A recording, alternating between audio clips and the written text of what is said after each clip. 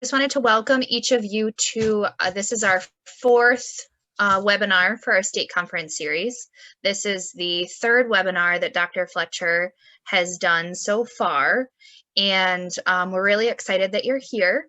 I'd love to introduce Dr. Fletcher. I'll keep it short because I know she has a lot of amazing content for you this evening. I initially met Dr. Fletcher when I was actually training to be a CASA in Brown County, and I felt like she hit me between the eyes with facts and knowledge and made me hungry for more. So I would love to introduce her and have her take it away. Well, thank you so much, Kelly. And so it's wonderful to see so many familiar faces. I think for the past two sessions, there was maybe one person who I was familiar with, but it's so good to see so many faces. And if it's okay for me to say hello to Cindy and to Kristen and to Nicole, so good to see you. And I'm not sure if Mary's iPhone is the same Mary's iPhone from last week, but if it is, hello, Mary. All righty, so I'm really happy to be here with you all today. I am going to share my screen in just a second. And I want you all to know that this talk, this webinar, is intended to be as interactive as possible. It is supposed to be a facilitated discussion. So while I recognize we are talking about a difficult topic, while I recognize that we're talking about a hot button, especially right now in our country, I want to be able to engage with you, and I am most interested in your thoughts, right? I am a lifelong learner. One never stops learning about anything that we invest in. And so this is an area where I'm highly invested. So I'm going to be sharing my screen with you. I'm going to be unsharing my screen with you. I'm going to look in your faces. And since I see all of your names, I might be curious as to what you're thinking. So hi, Taylor. So don't get anxious if I call on you, or if you look rather inquisitive to me, I'm especially going to call on you. So like if you don't want me to call on you, like have a really blank face. Right? Just like no expression, or mute that video. I don't want you to mute your video. That's supposed to be okay. All right, we're going to start off by me sharing my screen.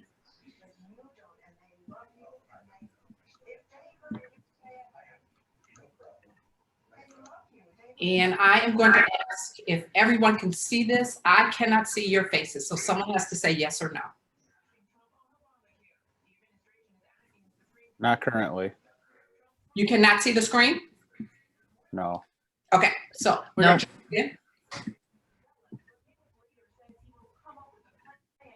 Now can you see it? Yes. Now I can see your faces. Okay, something went wrong that time, so thank you for speaking up.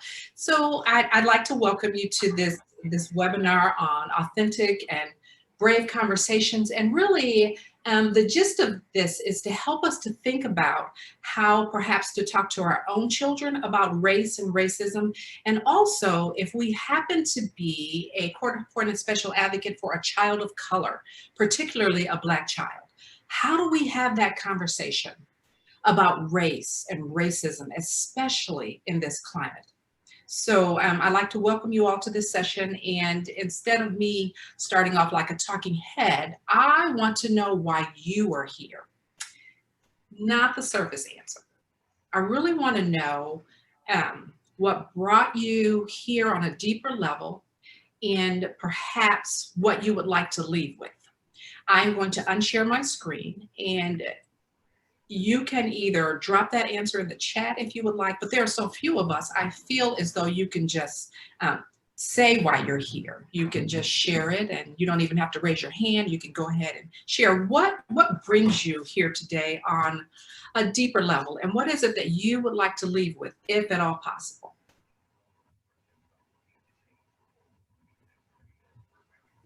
Yes, go right ahead.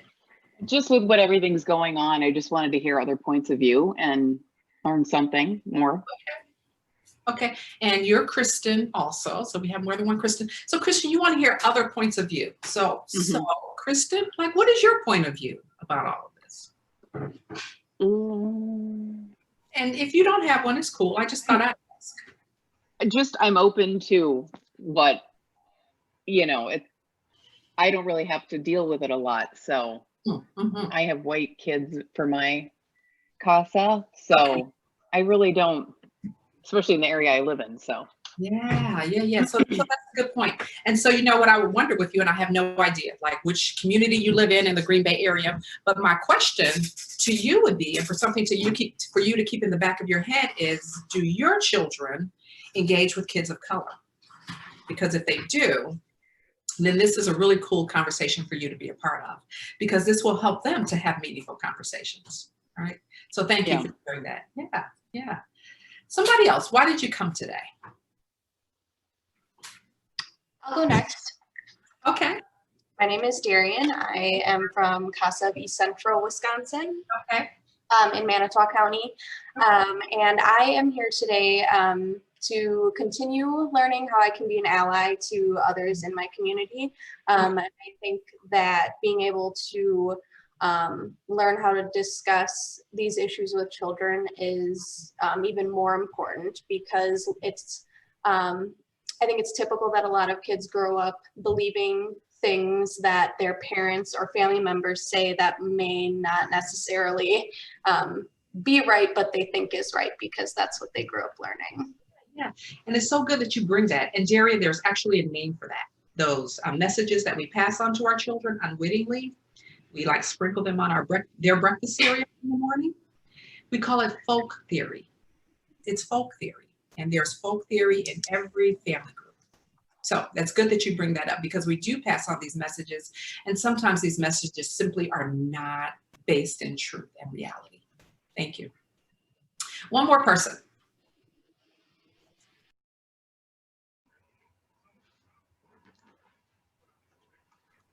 Can you hear me? I'll go next. Yeah, go right ahead. Okay, my name is Stacy and I'm with CASA of Appleton. Okay. And I grew up in Racine, which is a more diverse community than the Appleton area. And then I recently retired from the Green Bay area school district. So I am a very diverse person. I have a lot of friends that are diverse, but I noticed that in the community that I live in, they're not as exposed to diversity as I grew up. Mm-hmm. And the CASA kids that I have are white and they're living with a Hispanic aunt. Mm-hmm. And I'm just open to hearing what other people's opinions are. Okay. All right, thank you. Yeah, Appleton has an interesting history when it comes to diversity. Mm-hmm. Very interesting. Yes. Well, I saw you mute your mic, unmute your mic. Did you want to make a comment? No, my computer is delayed. Oh, it's okay. Yep, gotcha. And Daryl, did you want to make a comment? Yeah, I was going to say that I am also, in addition to things that other folks are saying and being able to have those conversations and actually look inward again to double check my own biases. So I'm from Columbia County, which is by Wisconsin Dells. I'm the director of the program, the CASA program there, but we're a small program. Demographically, we are very white. Most of the circles I run in are also very white, and it's hard to, sometimes it's even the baseline of that we're starting on whether or not systemic racism exists, much less how to apply those conversations going forward. And so it's the, just more tools to be able to bring that in a way that's not aggressive, but also being able to have those conversations. Right. And I appreciate that you do want to bring the information in a way that's not aggressive. Yet we want to be truth tellers, right? And sometimes truth can be quite painful, and it can feel like an attack or an aggression. But we do want our audience to be able to hear what we are saying. So hopefully we can think of some ways to have meaningful conversations with those individuals that we work with and with each other today. All right. So Kelly, I don't know if you took a peek at the chat. Yes, so we have Brooke Stephanie is a new advocate supervisor with CASA. In her previous position, she was really affected by the Black Lives Matter movement and thought it was so important to the work that she does in her field as helping professionals Unfortunately, many were not comfortable and honestly afraid of moving forward with these conversations. And she's trying to be quiet during this training, so she'll be typing and listening a lot. Okay. I appreciate that, Brooke. Yeah, this is a hard conversation to move forward with. I agree. And many organizations are either like heavily leaning into it or stepping away from it because of the fear and anxiety that go along with it. So thank you, Brooke. All right, I'm going to, oops, go ahead. Somebody going to say something? So I was just going to say one thing. This is Barb, and it's unpopular, and I'm just going to put it out there. So I've always considered myself absolutely not racist. My grandson's at a Chinese immersion school. He was in preschool. His best friend is a Somali. Our roommate is Nigerian. But my whole family lives in Minneapolis. They were a mile from the George Floyd thing.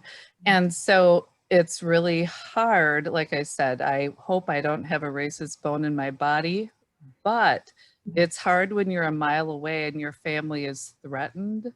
And that's where I can struggle because you don't, like I said, the roommate right there is Nigerian. He's very, dark black. And so, do you know what I mean? So it's a struggle when it's so close to home and you believe in that, but yet your family's threatened because of something. So like I said, very unpopular, but I'm just going to put myself out there for truth. So I appreciate your authenticity because that is meaningful. We do often find ourselves in this ethical dilemma where, as you so nicely said, the riots ensued, and well, first of all, George Floyd was lynched, publicly lynched, right? So we have that piece, right? We have that physical threat, and then as a result of that, there was violence, in the area, and while we can be concerned about, as we should be, about George Floyd, we can also be concerned about our families. And I think what you bring is the space where these two things meet. And what we begin to ask ourselves is, how do we manage this, right? How do we manage this? How do we begin in these United States to deconstruct a systemic system that would allow something to happen like George Floyd's lynching in public? Right? How do we begin to deconstruct that while at the same time becoming an ally and at the same time keeping ourselves safe, right? So we have many, many different layers of concern. Right. So again, Barbara, I appreciate your authenticity, and the piece that you bring is how difficult this is to manage. And it is very difficult to manage. All right. If there are no other thoughts, I'm going to go ahead and share my screen. All right.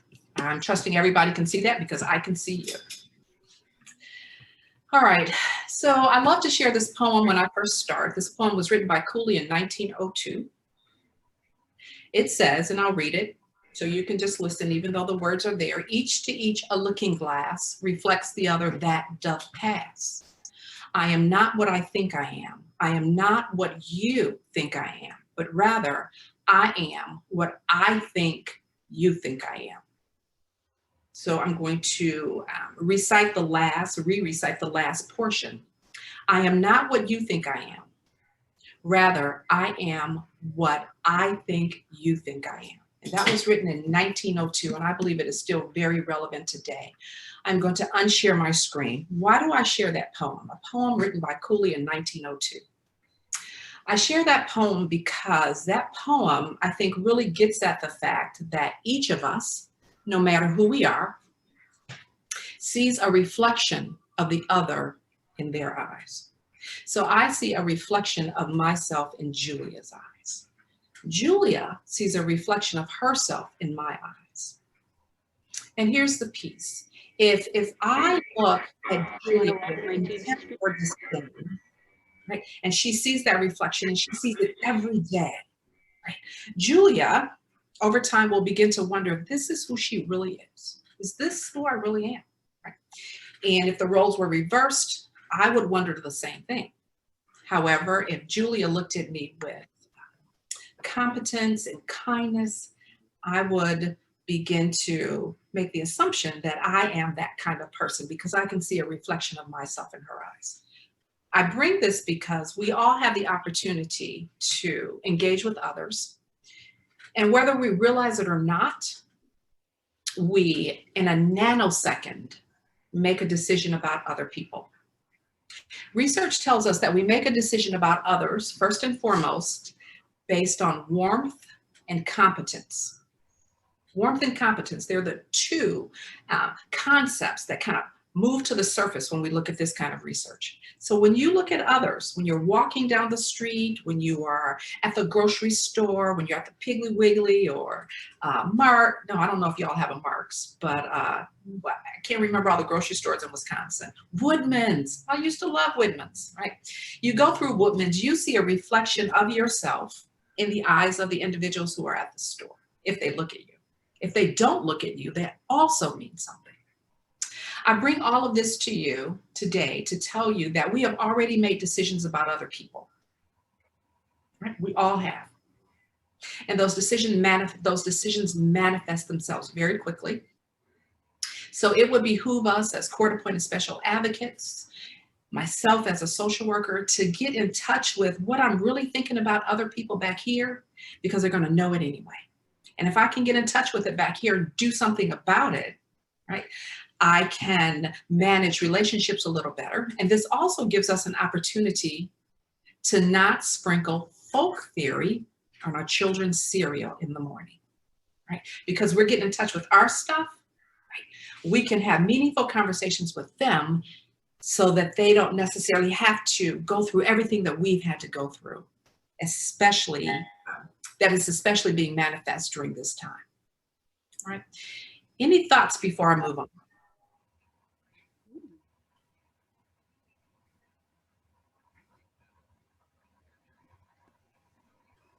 Okay, I'm going to go ahead and share my screen. All right, so we're going to leave Cooley, and I'm just going to share a little bit about me. Again, I'm so glad to see so many faces that I know. I am the married mother of 4. I have 2 boys and 2 girls. They're all grown up. If you were on the call earlier, you would know that I have 2 beautiful grandchildren, even though I'm not old enough to be a grandmother. And I have 1 grandchild on the way. I attended Cleveland State University, and then I received my master's degree from the Jack Joseph and Morton Mandel School of Applied Social Sciences. And that's just at Case Western Reserve. It's the name of our School of Social Work. And I received my PhD from Loyola University. Our family had a wonderful 10 years in northeastern Wisconsin. I must confess that the first 10 years were difficult. They were hard for our children and hard for us too, but the last 5 years were rather sweet. We hit a sweet spot. I had the opportunity to work for Stockbridge Muncie for a while, and that was a good experience. Obviously, I worked for CASA of Brown County, and I taught at the University of Wisconsin-Green Bay for 3 years. Right now, I am back at Case Western Reserve University, and my research focus is on how implicit bias is a driver for our behavior. You know, whether we are aware of it or not, our biases make their way to the fore through our behavior, whether we know it or not. All right, so this evening's agenda, first we're going to, part 1 has to do with us looking at our objectives and assumptions. We are going to do a self-assessment. We might not do it until part 3. We'll just see how things are going. We're going to look a little bit at the Wisconsin foster care data and some working definitions. Then we're going to discuss how we got to this place. Right? And then we're going to begin to rethink the issue, and then we're going to talk about how to talk to our kids about racism. And I want to say off the bat that in order for us to even talk to our children about racism, and I've already alluded to this, we have to know where we are and where we stand, right, on these issues. Because if we don't know, then we are just rehashing the same story that was given to us regarding these very important issues. And I always like to say, while I am glad to be in this space, I always approach these spaces with a bit of anxiety and a bit of fear. Melody Hobson, who is married to George Lucas, said that having conversations about race and racism are akin to touching the third rail. which is an idiom for touching the dangerous, the potentially deadly. So I don't step into the space lightly. And I know that some of you might bring your anxiety to the space. And so we make space for our own fear and anxiety. But what I would like to say to all of you is that we're going to manage this conversation just fine. And we are going to get through to the end, and we will be well integrated by the time we are done having this conversation. So these are our objectives for the evening. We make some assumptions, and again, the first one is that we consider this a third rail conversation, meaning it's not an easy conversation. I always like to add in that we might make a few missteps along the way. Like I might say something that I didn't mean to say. I may unintentionally offend you. You might say something that you didn't intend to say. You may unintentionally offend other people on this Zoom call. So I like to practice something called preemptive forgiveness or anticipatory forgiveness. And that just means that the comment, whatever comment whoever made, was not done with malice, right? There was no malintent, so that we are able to stay engaged in what we like to call transformative dialogue or sustained dialogue, meaning we don't leave the Zoom space because of an offense. Honest and authentic and bold and brave conversations take time. So we have to be patient with ourselves. All right, so here's a big, very broad question. Where do you stand? Where do you stand on the map of race, racism? And I'm going to introduce a new concept to you all tonight. Some of you may be familiar with it, some may not. The concept is called anti-Black racism or anti-Blackness, which is a different brand of racism. All right. So again, we have to be in touch with where we stand, and why don't we go ahead and begin to think about that? So again, our objectives for today are first and foremost to increase our understanding of some phenomenon and their influence, race, racism, and anti-Blackness. We want to increase our own awareness of these definitions so that we can begin to create a anti-racist generation, particularly with our children. We also want to learn strategies to mitigate our own bias and racism, and we want to learn strategies about how to talk to our children about race and racism. Again, working hard to move toward an anti-racist generation. All right, so we're going to do some working definitions right now, but before we get there, I'm going to unshare my screen and ask you if there are any questions. Now is your opportunity if you'd like to ask me anything about me, anything about our stay in Wisconsin, any questions, have there been any questions generated thus far? When were you at UW Green Bay? I was at UW Green Bay from 2014 until 2017.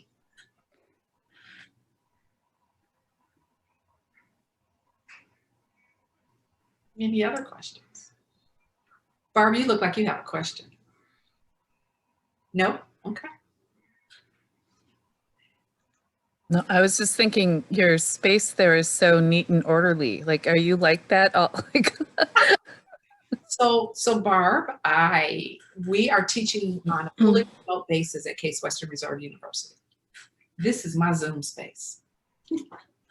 So nobody messes with this. Any other questions? Brooke, do you have a question? You sure? All right, feel free to ask questions. Please feel free, whatever they might be. All right, I'm going to share my screen. All right, so we're going to look at some working definitions. And the first definition is, what we're going to look at is race, this notion of race. So race is the idea that the human species is divided into distinct groups on the basis of inherited physical and behavioral differences. However, genetic studies in the late 20th century, and genetic studies still concur with this, have shown that dividing people into races has no biological basis, like zero, none, right? So my question to you all is, where are you? Can y'all see me? Can you see the screen? Yeah. Okay. All right, so my question to you all is, if that statement is true, that the human species cannot be divided into distinct groups based on physical characteristics and behaviors, how similar are we? How similar are humans to humans, the human species?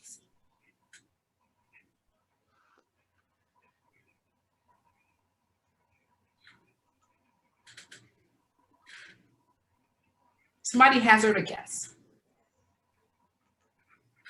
I can't grade you. Daryl, you were going to say something. So I did not know this until I started listening. There's a podcast called Seen on Radio, and they did a series called Seeing White, but they were talking about essentially that genetically, not only are we all the same, but actually genetically, you may be genetically closer DNA wise with someone you think is of a different race than you may be to someone who you think may, like, two Eastern European people may be genetically farther apart than an Eastern European and an African. It was super interesting. Great podcast. Yeah, super interesting. So how alike are we, Daryl? Give me a percentage. 99.99. Okay. All right. How many people agree with Daryl that we are that close genetically? I saw one hand go up and go down really fast. I saw that, Kristen. All right. All right. So most of you are like, yeah, I'm thinking so. And so Daryl is absolutely right. I think it's like 99.8% the same. Genetically, we are more alike than we are different, right? So the question that I propose to you all is, what is this race thing about? What is this categorization of human beings really about? If it's not about biology, which it's not, what is it about?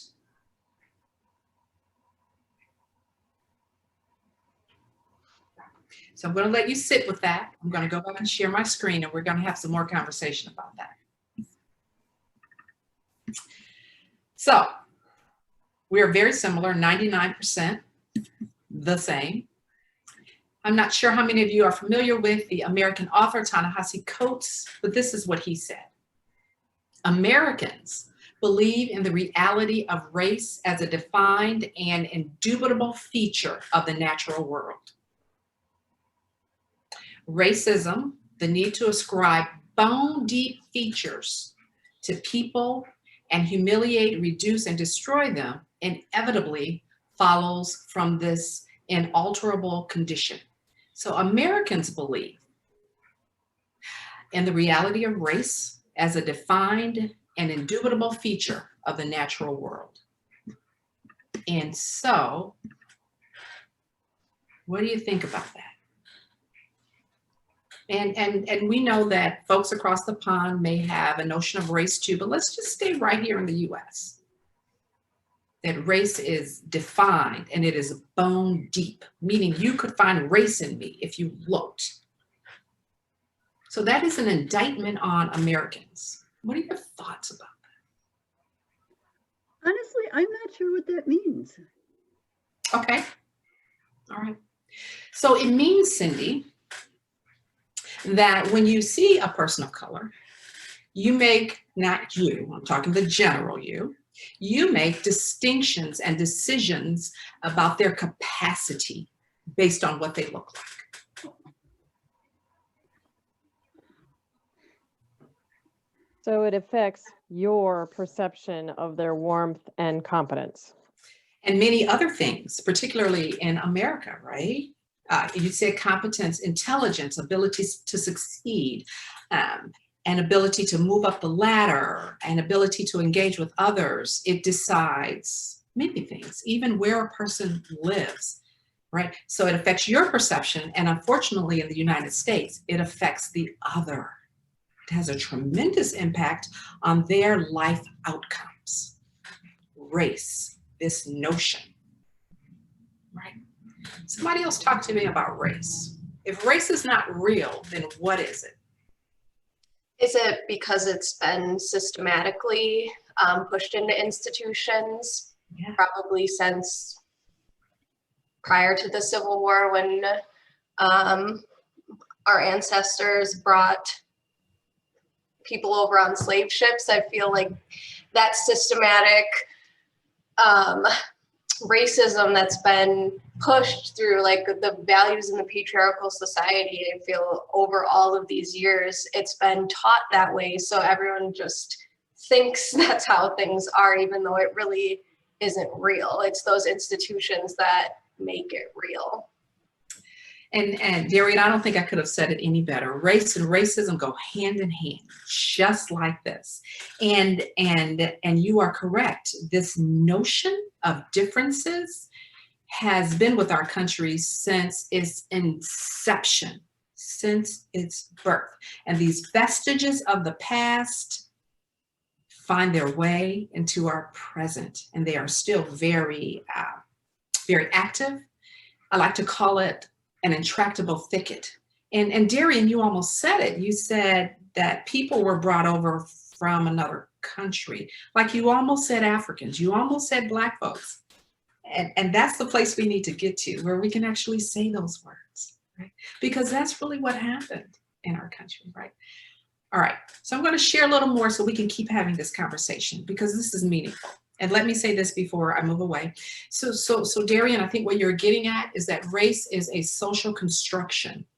It is something we have socially constructed, and it has now become an invisible part of our country, of our institutions, and the way we engage with one another, right? I would argue it's visible as well. So who said that? Kristen. So let's talk about its visibility then. Mm-hmm. Just for example, things like voter suppression. Yes. Yes, very visible. And we can look at our penal system. Yep. We are the most imprisoned country in the world. No one else puts individuals in prison the way we do here in the United States. No one else. No one else. And we also know the color of our prison population, right? And that is another way, Kristen, it has made itself visible, right? But to Daryl's point, he mentioned that there are still conversations that he's having about the reality of systemic racism or not. So there are pockets, dare I say, huge pockets in our country where this is not believed to be a reality, right? And so in those places, it is very invisible. Right. Other thoughts before I share my screen? Dr. Fletcher, Brooke put in the chat box some two really good points. A little while ago, she said that unfortunately, race can't be divided biologically, but they are based on a better than and less than class of people. Mm-hmm. And then a little while ago, she also mentioned gentrification. Yes, so both of those are important. And so, so is it Barb who put that in the chat? I'm sorry. Okay, Brooke. Brooke. So Brooke, yeah, you're right. So there is this, we call it, gosh, the word is escaping me right now, and it's intersection. There's this intersection between race, which is not real, and class. They do this. They do this. And it is true that so many of our areas have been gentrified, which simply means to move out the individuals who lived in this, what we would consider an economically poorer community. And we come in with high-priced condos and high-priced restaurants, and we gentrify the neighborhood, right? That's happened a lot in Ohio. It's happened a lot. If you have the time to look at Ohio City, it is a highly gentrified area in the Cleveland area. So that is very much an issue. And thank you for bringing in that notion of the very important notion of the intersectionality between race, which is not a thing, and economics, right? Because they do intersect. All right. So, so if race isn't real, which is not, it is powerful. So I really like to point out that piece. Race, while it is not real, is terribly powerful. Racism, I already mentioned that race and racism go hand in hand. Racism is the notion or belief that a particular race of people, and race should be crossed out and it should really say a group of people, is better than other groups of people. Racism has to do with the laws that have allowed some immigrants into the country and have not allowed other immigrants into the country. Racism has caused that. Racism is also the unfair treatment of people based on the opinion that one group of people, typically the group of people with more wealth and more power, is better than other groups of people. Right? Racism exists all over the world. Granted, it does in fact exist all over the world, and it takes different forms, however, in other places. In the United States, racism has been directed primarily at Black Americans. And before I move to the next slide, I want to share, I had the opportunity to lecture in Romania last year. And it was an amazing experience. And it was very interesting to hear even the notions that those students had about white Americans and Black Americans. Right.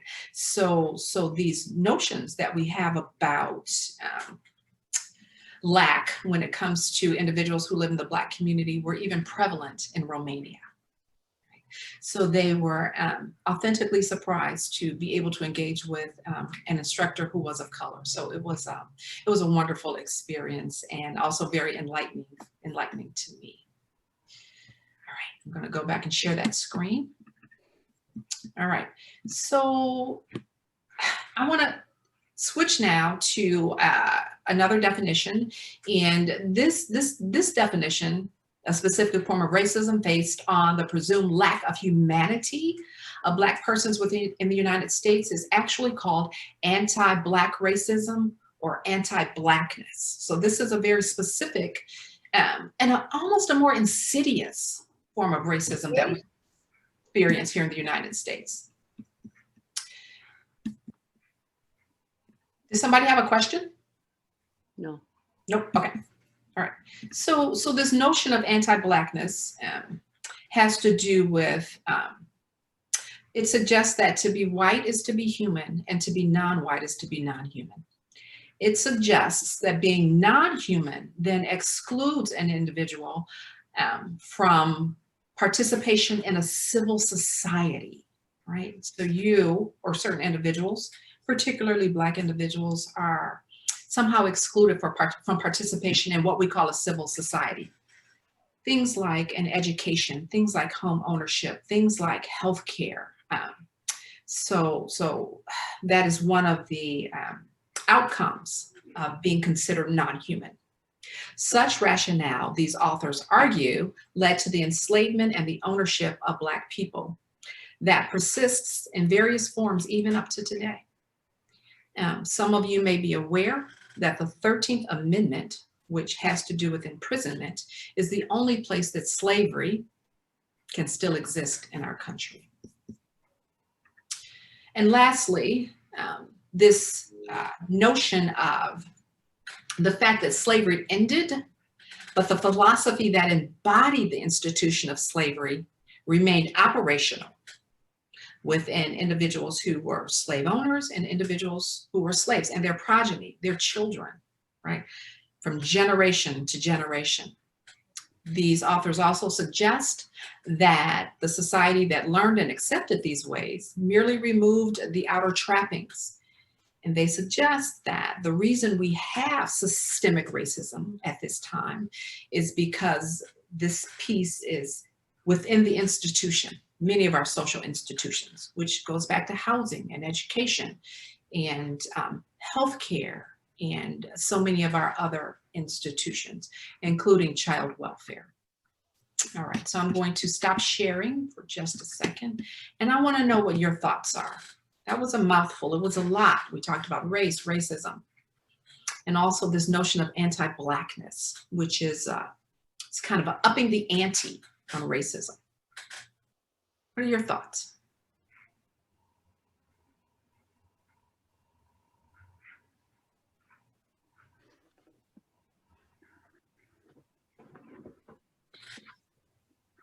Are you going to share your thoughts, Cindy? Well, you know, you're right. This is a very difficult conversation because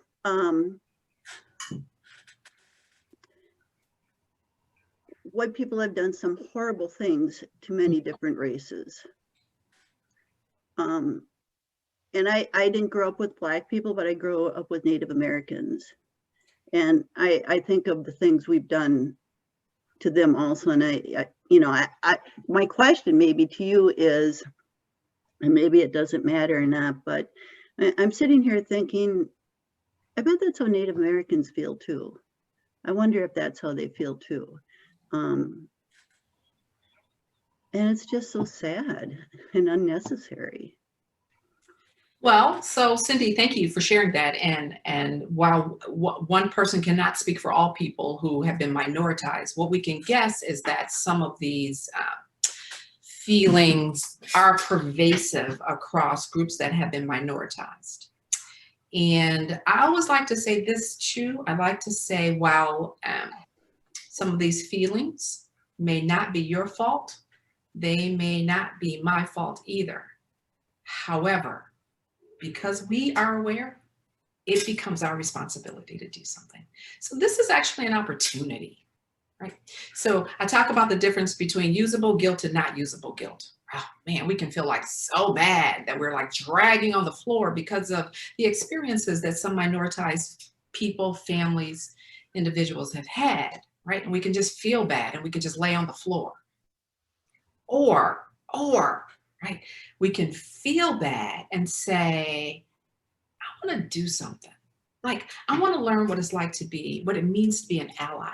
Or at the least, I want to make a difference with my children and the court-appointed the court-appointed children who come into my care. I want to make a difference with them. So Cindy, this is an opportunity. It's an amazing opportunity. We're living at the right time, y'all. As hard as it is, and as frightening as it is, Barb, as frightening as it was for your family who lives so close to all of that chaos, this is an opportunity. And it's an opportunity for them too. Right? I truly believe that. I mean, I truly believe this is an opportunity, as scary as everything is and as unbelievable as everything is. It is unbelievable. It is. It is. Any other thoughts before I go back to my screen? Dr. Fletcher, just looking in the chat box from Brooke, she relayed the fact that the history of law enforcement or policing was to chase down runaway slaves and punish them.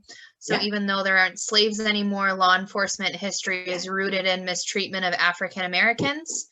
And then we also had a question from Callie asking if you can talk more about the 13th Amendment.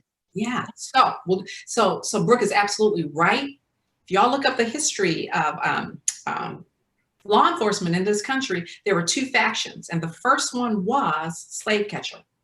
First one, slave catcher. So y'all can look up that history and you can read it yourself, right? There was another faction, and I can't remember exactly what it was. I've read about it before, but there were two, came from two different places, but the first one was slave catcher. So it shouldn't surprise us then that, wow, people of color are really targets. They are really targets, unfortunately, here in the United States. And so in order to learn more about the 13th Amendment, I would encourage you to watch the Netflix documentary 13. Oh, yeah. Right. So watch 13, watch it during the day. Don't watch it before you go to bed because you're going to be all stirred up on the inside. Watch it during the day. And Ava DuVernay does an amazing job of looking historically at the creation of the 13th Amendment.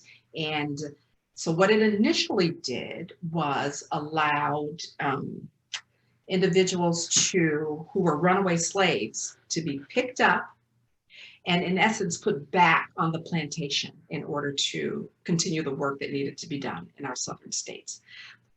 The documentary will do a much better job. So for those of you who've seen 13 on Netflix, anybody? A couple people, 2 people, 3 people. All right. So again, for people, watch it during the day because it kind of gets you all stirred up. Yeah. Okay, good. All right, I'm going to go back to my screen.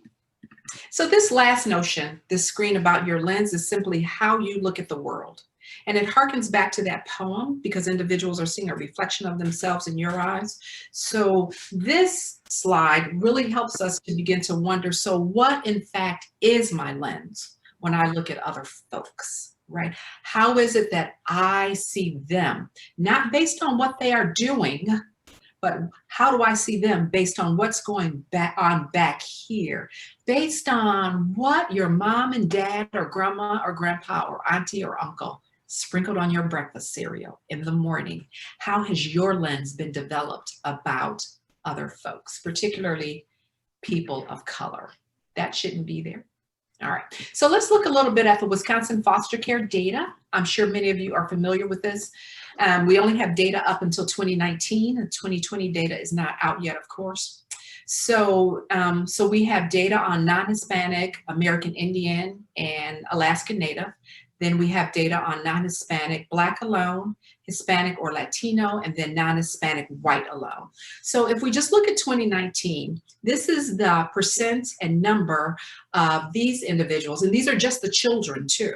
These are just children within the population in the state of Wisconsin. So Hispanic children, we have 14,000 or 1%. They make up 14,000 of the children, or 1% of the child population. For Black children, non-Hispanic, Black alone, 111,000 or 9%. For Hispanic or Latino, we have 153,000 or 12%. And then for white, non-Hispanic white, we have 889,000 or 70%. Now, again, these are just the children. This is not the full population of these people groups. All right, so here is the percentage and number for 2018. We had to go back a year because 2019 data is not available yet, for children who find themselves in foster care in each of these groups. So for Hispanic Latino, we have 756 children, and this was done on a certain day in 2018, or 10%. For non-Hispanic American Indian, 562 children, or 7%. For Black children, 2,167, or 28%. And then for white children, 3,661, or 47%. So again, these are the numbers in foster care in 2018. Now this, I didn't mean to unshare. I meant to go to my next slide, which I am doing now. So here we have, again, the race, which we know is not a thing, it's a people group, the percentage in the population, and then in foster care percentage in population. So for Hispanics, we remember that they only make up, children make up 12% of the population. But here, they only make up 10% in foster care. While we don't want to see any children in foster care, we don't get too anxious about that number. For American Indian, again, they make up 1% of the population, but they make up 7% of the children in foster care. So that's 7 times their percentage in the population. That number makes us anxious. 7 times more produces anxiety, okay? So then we have our Black children who make up 9% of the population, but 28% in foster care. 1 out of 4. Right, so that makes us anxious. That's 3 times more. And then for our white children, they make up 70% of the population and 47% in foster care. I'm going to stop share. Any thoughts about those numbers?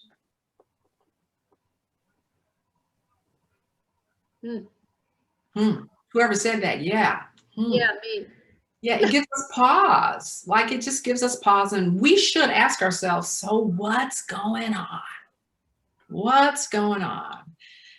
Particularly in a state where percentages of Native American children is very low. And the same for African American children. We should stop and pause and think and wonder about the whys. But this is just the data, okay? All right. So how do we get to this place? I want to suggest to you, along with these 2 researchers Avenatti and Caroline Leaf, that we were, when we were birthed into this beautiful world, we were naturally wired for connection and empathy. We were wired to want to be our best selves. We were also wired for other people, to want other people to be their best selves. We were out there living our best lives. We're doing that now. And once upon a time, we were also very interested in others living their best lives too. But I want to suggest to you that we have that data that I just showed you, and we have lots of other issues in this country because something happened to this natural connection, to this natural desire for connection and empathy. Something happened. So Avenatti is an Italian researcher. And so what Avenatti did was, he did a piece of research where he had both Black and white Italians come into his lab, and he wired up their heads and he put electrodes up there so that he could measure empathetic responses, because you can measure empathy in the brain, right? And so what Avenatti did was, with all of his Black and white participants, he had them looking at a screen, and on that screen, a hand appeared. Sometimes it was a Black hand like this, and sometimes it was a white hand. Right. So with both hands, he took a hat pin, or what looked like a hat pin, and he stuck it right through the chubby part of the hand, just stuck it right through, right? And he was able to measure the empathetic responses among Black participants and white participants. And what Avenatti learned was that white participants had greater empathy when white hands were poked. So when white hands were poked, they kind of said, you know how you cringe like that, right? And the converse was true. For Black participants, they had greater levels of empathy when Black hands were poked. So Avenatti wondered about that. He said, what happened? So Avenatti believes that this natural wiring for empathy and connection was somehow disrupted. So Avenatti decided to extend his research just a little bit. Right? He decided to extend his research. So what he did then was he created these kind of purple plum hands, kind of like the color of my sweater. And he wired the people up again, both Black and white participants. And he took that purple plum hand and he took that same hat pin and he stuck it right through. And he waited and watched for empathetic responses. What do you think Avenatti found? What do you think happened?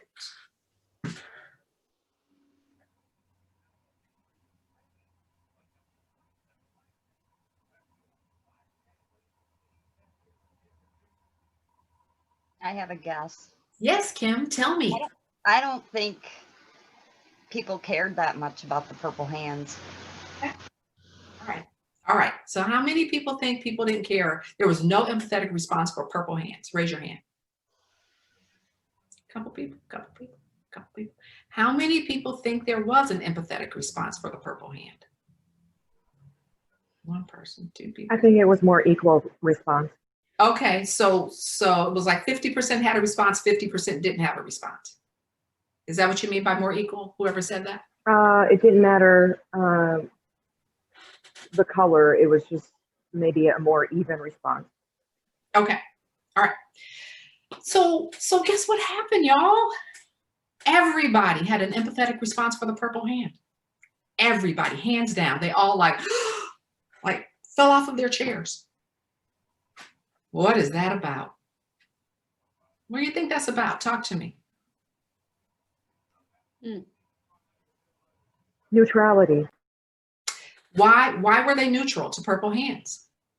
Because it doesn't actually exist. So you don't have a preconceived notion of what that hand is attached to. Correct. And I guess you could call that neutrality. There were no biases against the purple hand. Zero biases. There were tons of biases against the white hand and the Black hand, and they made their way out, even with something as awful as having a hat pin stuck through your hand.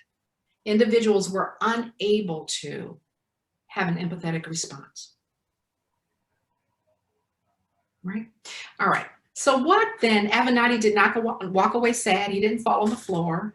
What he said was, if empathy can exist, and it was more than just a neutral response, it was an empathetic response. If empathy can exist for a non-human colored hand, his notion is that we can restore the connections. And that's where Caroline Leaf comes in. She's done a bit of research on neurogenesis. And neurogenesis has to do with the relearning and the growth of new neurons, right? And so what Caroline Leaf has learned is that we can all have this experience of neurogenesis even in our old age. And we can reestablish our empathy and our connection for other people. So Caroline Leaf and Avenatti suggest that all is not lost, right? Thoughts about that?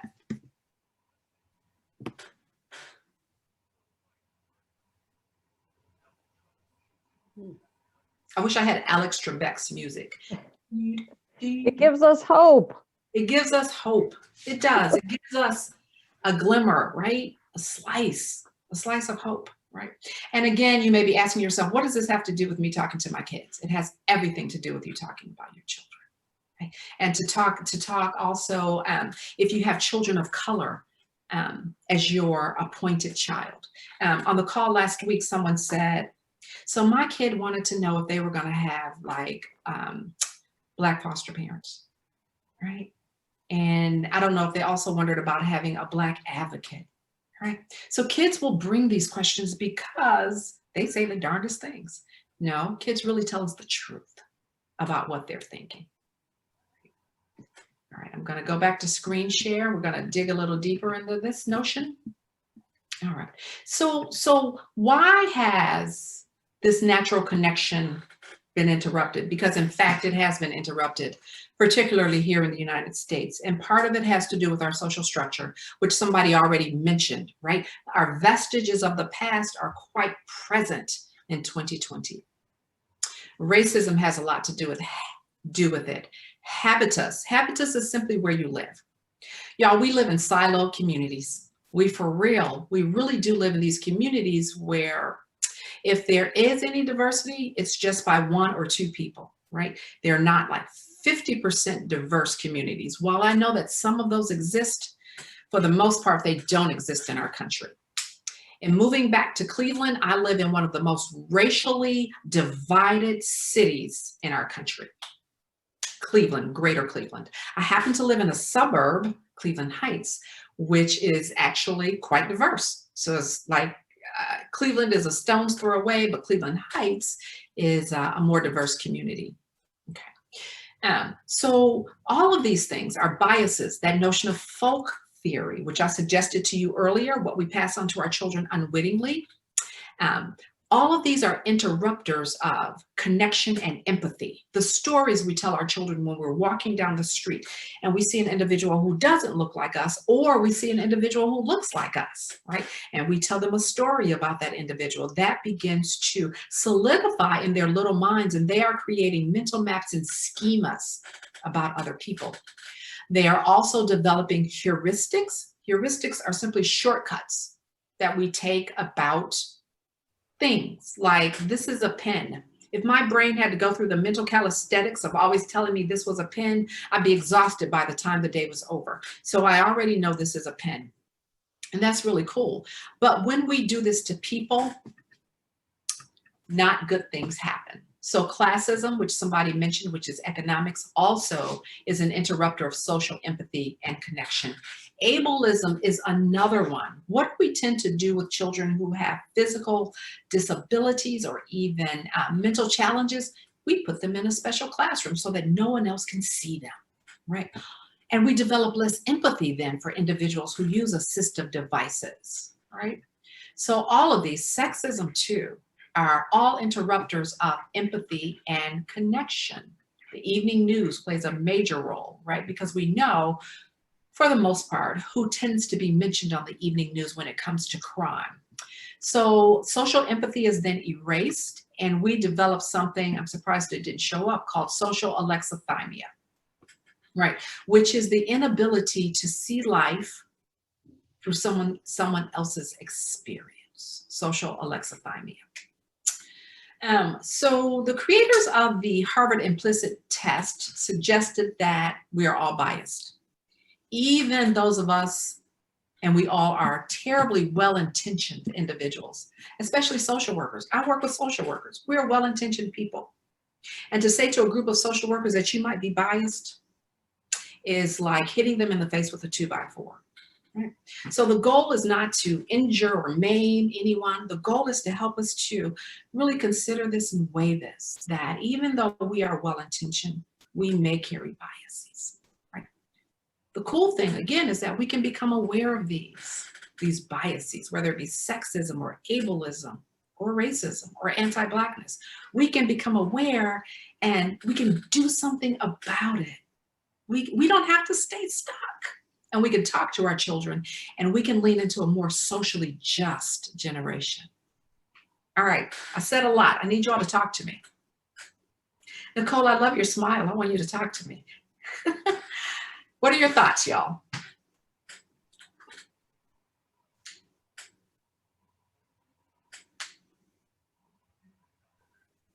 Come on, Julia, tell me what's on your mind. A lot on my mind, honestly, but share one piece. Give me one sliver. I think it was really important how you talked about the implicit and unconscious biases, because I mean, I'm still trying to understand and educate myself on racism and race and everything, but I think the one thing that everyone tries to let you know is like, when you uncover those unbiases, that's a huge first step. It is. Yeah, so that's just kind of my thought right now, is the talk about implicit biases and what those are and catching them when you can. I know one quote that a professor would always tell us is like, check your biases. Yeah, right. Explicit and implicit. We're fully aware of our explicit biases, and they do their thing all day long because we're aware of them. It's those things that are hidden from us, right? It's that when someone is walking toward us who might not look like us, and suddenly we have this visceral response to their present, right? That's what we get to think about. We get to say, oh my gosh, why did I do that? Right? That's what we get to think about. So Julia, thank you. Thank you for letting me put you on the spot. Anytime. All right, I'm going to go back and share screen because I see our time is quickly going away. All right, so here, I want you all to keep in mind this notion of neurogenesis, because we can learn and we can grow new neurons. So you see this picture of runners here, this picture of the runners. So this is a screen. This screen shows limited neurogenesis, and this was more of the control group, or the group that was not running. And these are the runners here. And as you see, as a result of running and learning new things, there are more neurons here. So neurogenesis, growing new neurons, making new connections, is very important, right, when it comes to our learning about other people. So we're going to talk about it in a little bit. It's called exposure therapy. So let's do a little bit of neurogenesis. Let's try to grow some new baby neurons before our time is up today. All right. So how do we mitigate our own biases? Where are we on that map? So I'm going to open up I'm going to unshare, and I'm going to open up another document. And this document is a self-assessment. We're not going to hang out here too long because we really don't have time. Can everybody see this? Court-appointed special advocates, cultural humility and flexibility assessment. All right. So when you are thinking about having a child appointed to you who might be a child of color, or you have your own children in your home who may look like you, the first things that any of us can do is begin to assess our home environment. What does our home environment do? Because that will not only make a difference for your own children, it makes a difference for the children that you will be advocates for. So here is the question. In my home, there are pictures, posters, artwork, and other decor that reflect the backgrounds of culturally and racially diverse adults and children. So I would ask you, what do the pictures look like in your home? Are they just of white folks? Are they just Asian folks? Are they just Black folks? I get to ask myself this question too. Have I made my home a diverse place so that when my children are engaging with me and engaging with the world, do they have a concept of there are more people in the world who don't look like me? There are people in the world who are not white. And these are some of their accomplishments, right?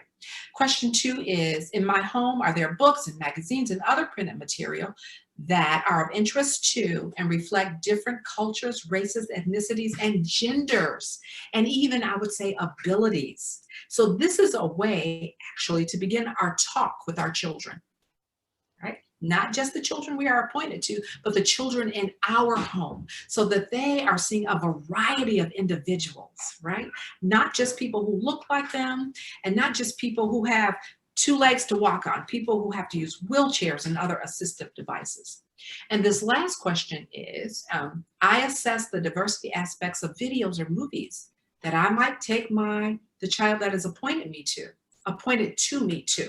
So when I go to a movie, do I consider this movie? Do I consider the ethnic backgrounds of the characters, even if they are cartoons? Do I think about that? Right. And I want to share this one. I'm going to go down a little bit. Okay, I like number 2 here.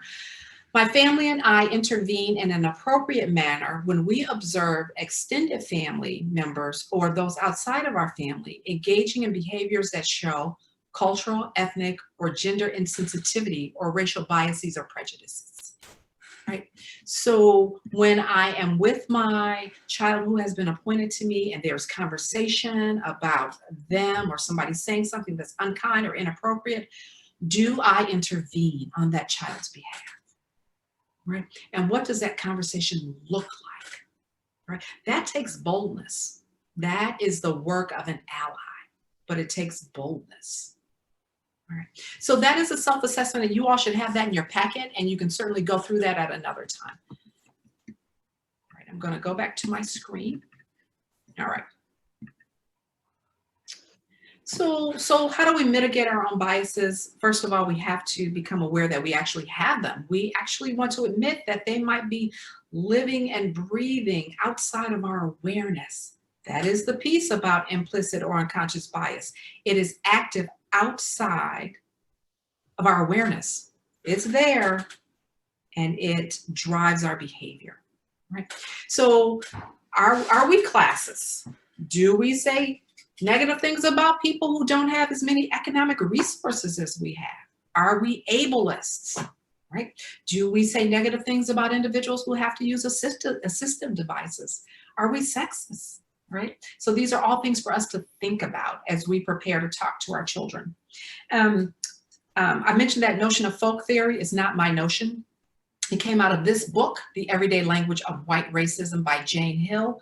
She is an anthropologist. She is a white woman. The book is an amazing read. It is dense, but it's well worth the read. The Everyday Language of White Racism. All right. So here are some of your strategies as you prepare to talk to your children about race and racism and anti-Blackness. First and foremost, be self-reflective.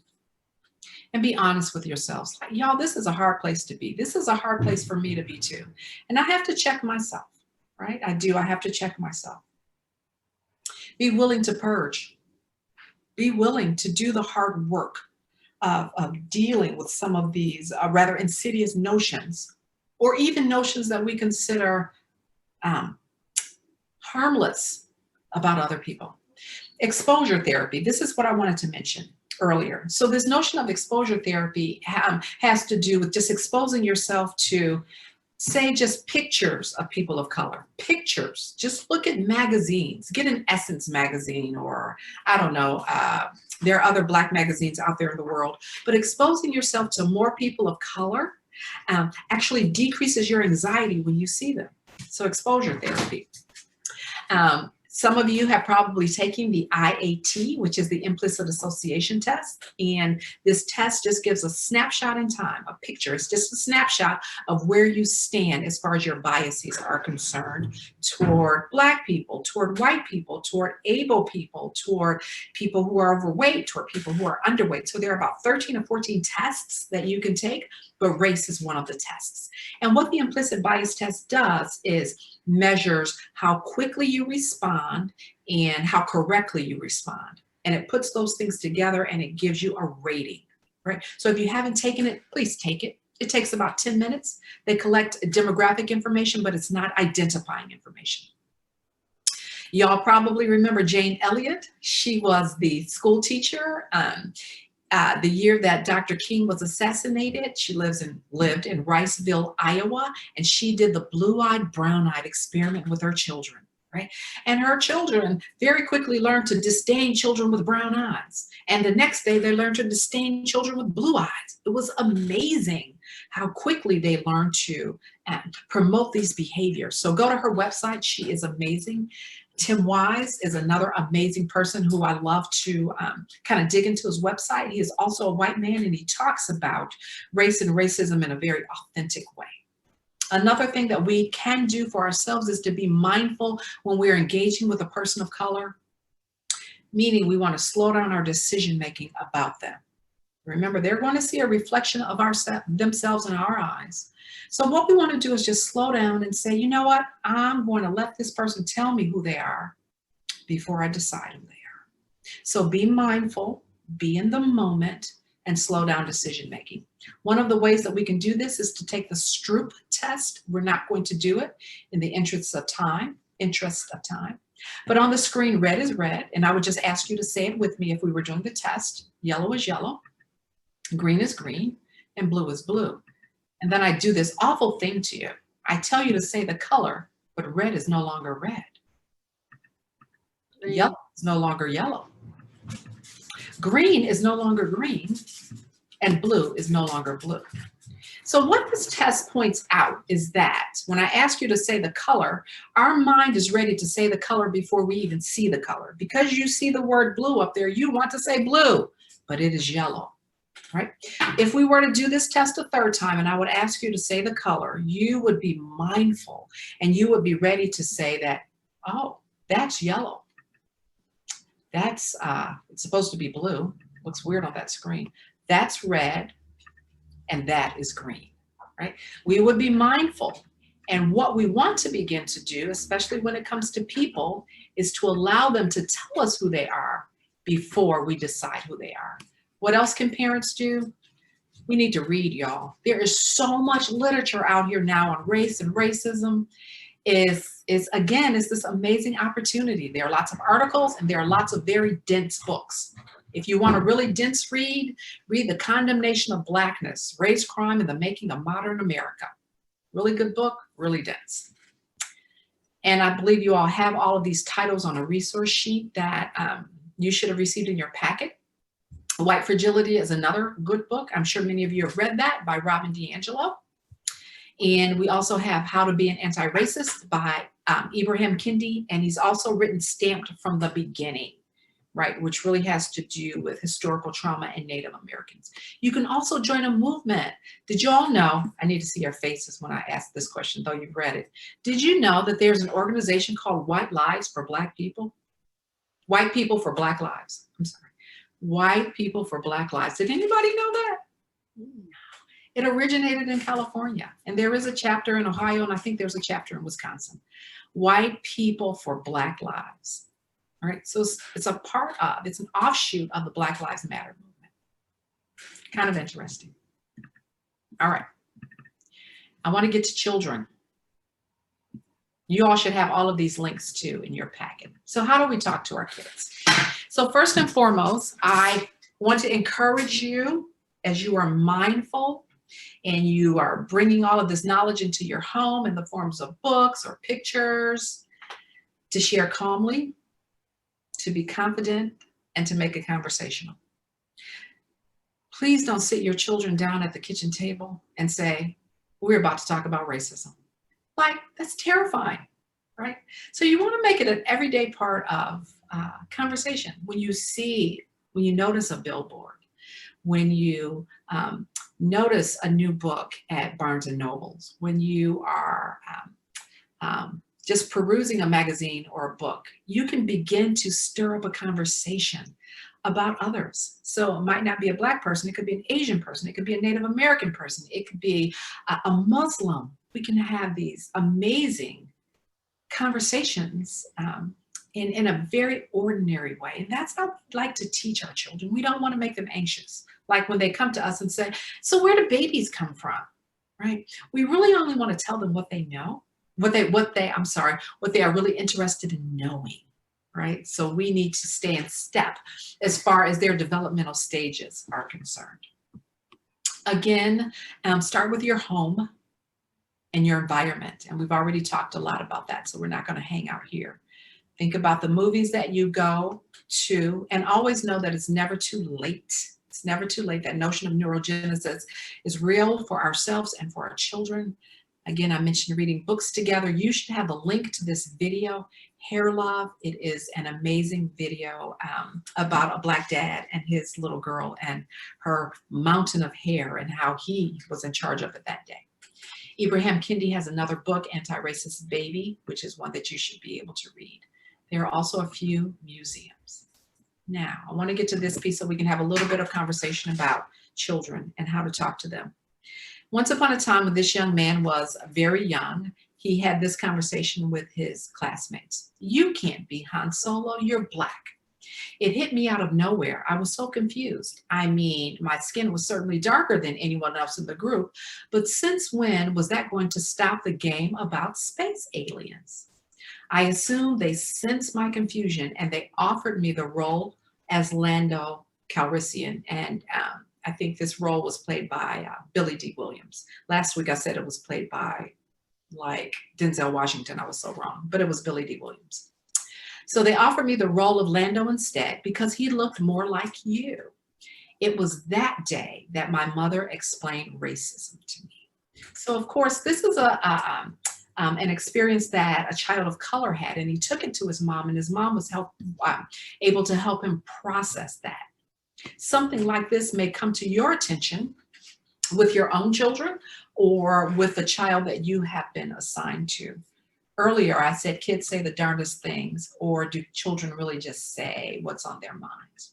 So these are questions, actual questions, statements that children have made. Why are there Black people? Now, as we go through these questions, what I want you to think about is how I might respond to this question if my white child asked me this question, or if a Black child asked these questions, right? So you can flip it on both sides and we can begin to think about how to process this. Why are there Black people? Is Mexican my color? Why am I called Black when my skin is brown? Why does Ruben speak Spanish? Do Indians always run around wearing feathers? I am going to unshare. Shared a lot again, and I need to know what you're thinking.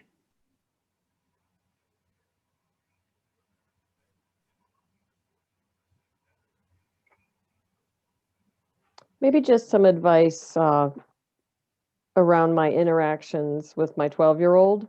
Yeah.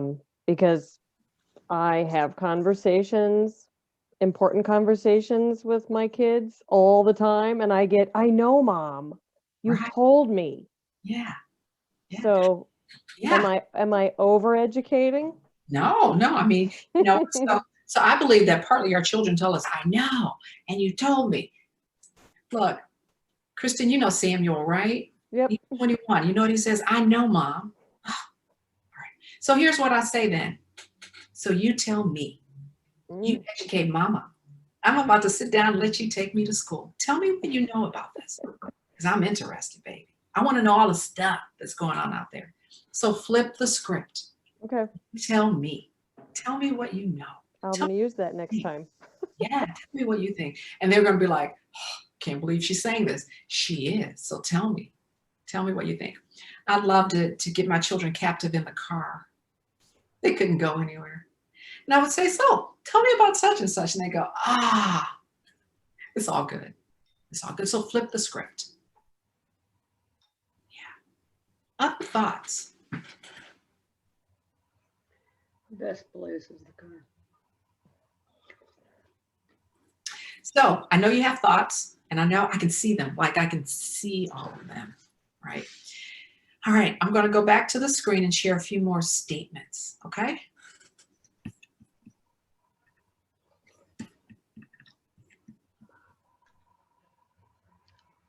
Before I do that, let me stop share. What would you say to your child if they came home and said, do Indians always wear feathers? Do they dance around wearing feathers? How would you respond?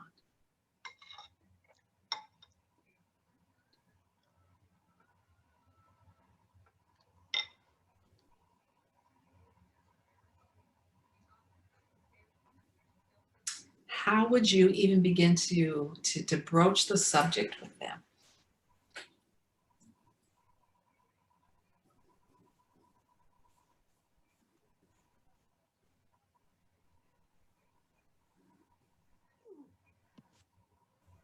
I think I would ask them where they came up with that idea.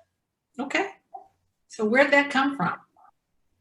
And so when they tell you it came out of my history book, what would you say, Callie? I would probably say, well, then let's research it more. Let's learn more about it together. Yes, good. Do you all know that in 2015, McGraw-Hill published a history book that said that Africans were imported workers from Africa? Imported workers in 2015.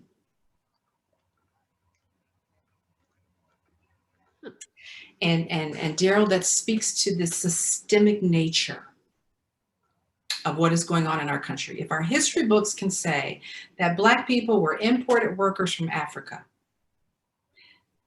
there are so many connotations. A, that means they got paid, right? So many connotations, right? But it speaks to the systemic nature of our troubles. Okay, all right, more statements from children. Why is her hair weird and poofy like that? That boy's skin is dirty. We don't play with them at the park because they're Black or they're brown. This Black doll isn't as pretty as this white doll. I don't see color. And that statement really comes from an adolescent. I don't see color. And the last statement is Black and brown kids only like to hang out with each other. Any thoughts about that? Yeah, any thoughts? How would you manage the hair question?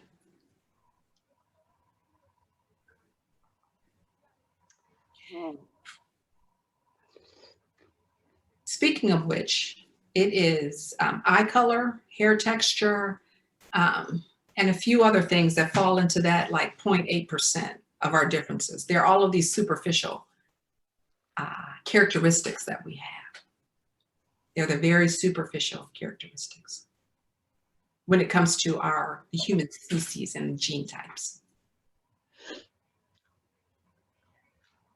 All right, I'm gonna go back and share that screen. I know we only have a few minutes. All right, it's never too late for neurogenesis. We can tackle these questions and we can think broadly with our children when they bring them to our attention. We can take a deep breath. I really love that response that Callie said. So show me where you saw that, right? And let's do a little research and let's think about the truth in this. And what we now know is that we can't necessarily go to our children's history books or their science books to find truth. We may need to dig a little deeper. This list, which we're not going to go through, really has to do with activities and ways to engage at each level. I believe you should have that in your handouts. This also has the child's age, and I've also listed several books that can go along with the child's age, but you probably have that information. So I want to end with this slide. Whenever we are preparing to engage with either our children or a child of color who may be appointed to us, we always want to approach the conversation with respect. And we want to work to put aside our own preconceptions, meaning we have really checked ourselves and we've really done a little digging and a lot of work and we've really purged ourselves. Number 3, we want to examine our motivation. Why are we saying exactly what we're saying? We want to examine our motivation. Embrace the discomfort of not knowing. If there's something that you don't know, embrace that discomfort. Don't run from it. Find somebody to talk to about it. So embrace the discomfort about not knowing. I always like to say to my students when I'm in class that no one person can know everything. So I do like to share power. So if I am lecturing on something and you happen to have a bit of expertise in that area, I say to bring your stuff, right? So that we can all learn from you. So I get to embrace the discomfort of not knowing. I would suggest that you do it too, fearlessly, because none of us can know everything. Find out what you don't know. That really just goes along with the statement that I just made. Listen and be open to questions. If other people want to tap you on the shoulder and say, like, so what did you mean when you said this? Or what did you mean when you said, oh, all Black kids like to hang out with each other, or all Native American kids just like to hang out with each other? Then you begin to internalize what you learn. You work to make it a part of you. Commit yourself to change. We know change takes time. Authentic conversations take time. Acknowledge your privilege. And while there might be white privilege, there's also economic and class privilege. So whatever area of privilege you have, you want to be mindful of it. I am keenly aware that I have economic privilege and that I have class privilege, particularly when I'm teaching or I'm engaging with students from East Cleveland who actually happen to come to our school to engage with us. So there are there are economic differences that I need to be mindful of when I'm engaging with the children that I love to engage with. Get comfortable with your own story, whatever your story is. Be comfortable with it, because your story is you. It's you, the good, the bad, and the ugly. And the more we can embrace the reality of our stories, the more we are able to authentically share with our children and also to share with other people. I believe that you all have, so these are the 8 R's of talking about race and racism and having meaningful conversations. So I think I want to, go to this last screen, which says this really helps us to move toward a more socially just generation, or a generation of children and adults who tend to think differently about these things. And we have a long way to go, Kristen. I think we got a long way to go.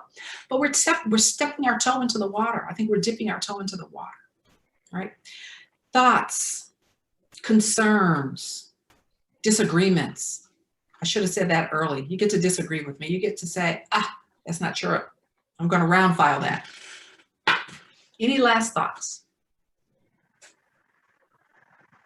May I ask to a child, what a good response would be to "I don't see color"? Yeah, right. So the notion of not seeing color actually negates the reality of the person's experience, right? So to say that I don't see color really suggests that all of our experiences are just alike, right? So when a person says, oh, I don't see Black people, and I say, I really wish you could engage in that, because that then helps you to engage with my experience. And it helps you to respect and accept my experience here in the United States. So while that sounds kind to not see color, it is important that we see color from the perspective of diverse experiences. And nothing else. Just because I am a woman of color, I have had many different experiences, right? And because you are a white woman, you have had different experiences from me. And seeing this brown skin helps us to have a conversation about that. Does that help? Yes, thank you. I have a little girl who is about 11 years old, and someone at school told her that they didn't see color. And her response, I'm not sure what her response was at the time, but the last time that I was with her, she told me that she wasn't Black. So then I asked her why she was saying that, and then the "I don't see color" came out at some point. So I've been trying to figure out how to explain the "I don't see color" to her in terms that she would understand. Because so far all I've just told her is that she is, and she should be proud of it because it's part of who she is. and talking about diversity within people and things like that, because she also has autism. Yeah. So a lot of her oppression and pushback from people usually came from that, especially because she very visually becomes overstimulated and she'll flap her arms and things like that. So then when people started making comments about her skin color, I think that really confused her, because normally it was like everyone was always saying something about her autism. Yeah.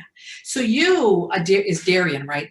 You have this amazing now opportunity to really lean into her ethnicity in a way where she is so validated. So like read Corduroy by Don Freeman and Corduroy Takes a Bow. Show her images of children of color, Black and brown children doing everyday regular things. This is such an opportunity to validate her brownness. Thank you. That's good. That's good. It's a wonderful opportunity because you get to talk about it now, because someone meant it for bad, they didn't know it, but you get to validate her in all sorts of amazing ways. Any other thoughts or questions, concerns? I know it's time to go. Hey, it's 8 o'clock here, y'all. Y'all have a whole hour ahead of me. No other thoughts? Barb, you don't have any thoughts?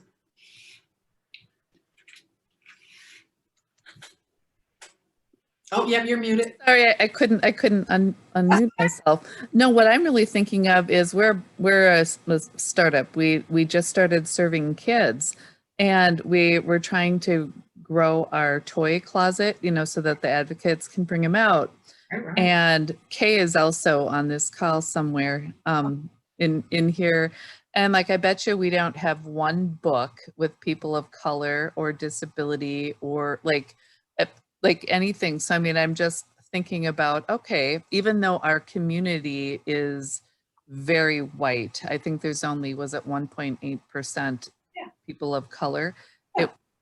Yeah. Interesting. Right. So I'm thinking of. What you will be doing is helping your CASA kids then to know that the world is so much bigger and the world is so diverse and is so beautiful. So we bear the responsibility then of educating the children that we engage with, right? Well, interestingly, and Kelly will speak to this, we just trained our second group of advocates last week. And although we are predominantly white, out of the 14 children we're serving, Kay, tell me if I'm wrong, I think 8 of them, 4 are Hispanic and 4 are Native American. So it just goes right into that. Absolutely. Absolutely. So begin to massage that environment, not only for the children of color, but for the white children, so that they know the world is so broad and it's so beautiful. Right. Well, I know it is 8:04, 7:04 for you all. Y'all need to give me that hour. Thank you for engaging with me, and thank you for giving me this opportunity to share. The dog likes it. That's good. Yeah. Oh, thank you. You're welcome. It was good to see you. Thank you very much. You're welcome.